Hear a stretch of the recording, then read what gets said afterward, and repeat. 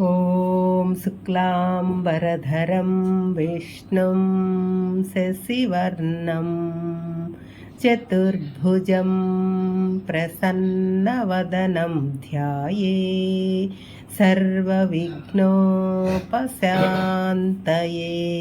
ॐ श्रीकृष्णपरब्रह्मणे नमः। श्रीमद्भगवद्गीता अथ तृतीयोऽध्यायः कर्मयोगः। 9వ శ్లోకం। యజ్ఞార్థాత్ కర్మణోన్యత్ర లోకోయం కర్మబంధనః తదర్థం కర్మ కౌంతేయ ముక్తసంగః సమాచర. యజ్ఞార్థము ఇతరుల కొరకు, సమాజం కొరకు ఎటువంటి ఫలాపేక్ష సంగమము లేకుండా నిష్కామంగా చేసే కర్మలు కాకుండా ఇతర కర్మలనే చేయటం వలన మానవులు కర్మ బంధములలో చిక్కుకుంటారు. కాబట్టి ఓ అర్జున, నీవు కూడా ఎటువంటి ఆసక్తి అనురక్తి లేకుండా నీ విధిని నీవు నిర్వర్తించు. అప్పుడు నీకు కూడా ఎటువంటి బంధనములు అంటవు. ఈ శ్లోకంలో యజ్ఞము అంటే సామాన్యంగా వాడుకునే అర్థం కాదు. మనం యజ్ఞము అంటే అగ్నిహోత్రము, దాని చుట్టూ ఋత్విక్కులు కూర్చుని అందులో సమిధలు వేయటం, వేద మంత్రములు వల్లించటం, ఆహుతులు సమర్పించటం, దానిని ఒక క్రియగా చేయటం. కానీ ఇక్కడ యజ్ఞం అంటే ఏ కర్మ అయినా లోకహితము కొరకు, స్వార్థమును వదిలిపెట్టి శ్రద్ధతో భక్తితో నిష్కామంగా ఒక భగవతారాధనగా చేస్తే దానిని కూడా యజ్ఞము అని అంటారు.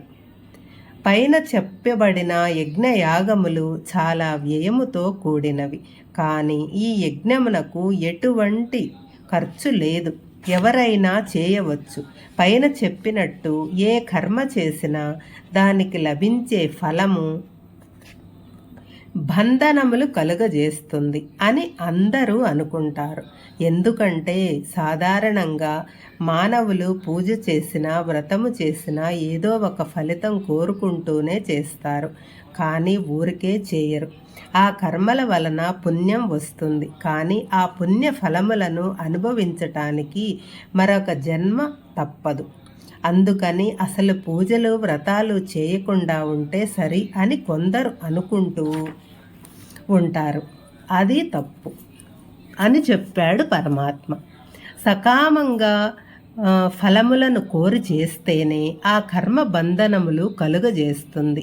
నిష్కామంగా పరహితం, సమాజహితం కోరి చేసే కర్మ ఏ పని చేసినా అది పరమాత్మకు చేసే పూజ అనే భావనతో చేసే కర్మ ఎటువంటి బంధనములు కలుగజేయవు. క్లుప్తంగా చెప్పాలంటే ఆసక్తితో ఫలము కోరి చేసే కర్మ బంధనములు కలుగజేస్తే, నిరాసక్తంగా ఏ ఫలము కోరకుండా వచ్చిన ఫలములు పరమాత్మకు అర్పిస్తే ఆ కర్మ అతనికి ఎటువంటి బంధనములు కలిగించదు. కర్మయోగంలో ఈ యుక్తిని పాటిస్తే ఏ కర్మ చేసినా ఎటువంటి బంధనములు కలగవు. అప్పుడు ఏ కర్మ చేసినా అది భగవంతుని ఆరాధన అవుతుందే తప్ప బంధనము కాదు. అటువంటి కర్మలు మనసును నిర్మలంగా చేసి మోక్షానికి మార్గం చూపుతాయి. ఇంకా వివరంగా చెప్పాలంటే మనం ఏ పని చేసినా, అది చదువు కానీ, ఉద్యోగం కానీ, వ్యాపారం కానీ, రాజకీయం కానీ, ఏది చేసినా ఒక యజ్ఞంలాగా చేయాలి. యజ్ఞం అంటే శ్రద్ధతో చేసే కర్మ, భగవంతుని పరంగా చేసే కర్మ. దీనిని యజ్ఞము అని అంటారు. కాబట్టి ఏ పని చేసినా శ్రద్ధతో భగవంతుని పరంగా ఫలితాన్ని ఆశించకుండా ఆ పని నేను చేస్తున్నాను అని ఆసక్తి లేకుండా సమాజ హితం కోరి చేస్తే ఆ కర్మ యజ్ఞముతో సమానము. దాని వలన ఎటువంటి బంధనములు కలుగవు.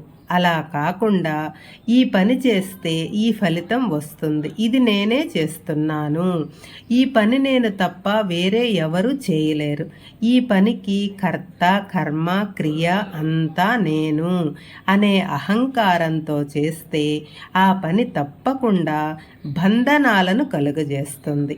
ఆ పని చేసిన మానవుడు బంధనములలో చిక్కుకుంటాడు. కాబట్టి అర్జున, నీ కర్తవ్య కర్మను ఎటువంటి ఫలాపేక్ష లేకుండా కర్తవ్య నిష్టతో ఫలితం భగవంతునికి అర్పించి చేస్తే ఆ కర్మ ఎటువంటి బంధనములను కలుగచేయదు అని హామీ ఇచ్చారు భగవంతుడు. ఇక్కడ ఆసక్తి సంగమము అంటే ఈ పని నేను చేస్తున్నాను, ఈ ఫలితం నాది అనే భావన. యజ్ఞము అంటే శ్రద్ధతో చేసే ఏ పని అయినా యజ్ఞమే. ఏ పని చేసినా త్యాగబుద్ధితో చేయాలి, కానీ స్వార్థ బుద్ధితో చేయకూడదు.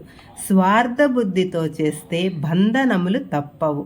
కాబట్టి మానవుడు ఏ పని చేయకుండా ఉండటం కన్నా అన్ని పనులు నిస్వార్థంగా కర్తవ్యత బుద్ధి లేకుండా నిష్కామంగా భగవంతుని పరంగా చేస్తే అతనికి ఏ బంధనాలు కలుగవు. ఇందులో మరొక సూక్ష్మం కూడా ఉంది. చూడటానికి ఒకటే కర్మలాగా కనిపించిన ఆ కర్మ సంగరహితంగా ఫలాపేక్ష లేకుండా భగవంతుని పరంగా ఉపకార బుద్ధితో సమాజ శ్రేయస్సు గురించి చేస్తే బంధనములను కలిగించదు. అదే కర్మ స్వార్థం కోసం ఫలితాన్ని ఆశిస్తూ ఆసక్తితో చేస్తే అది బంధనములను కలుగజేస్తుంది.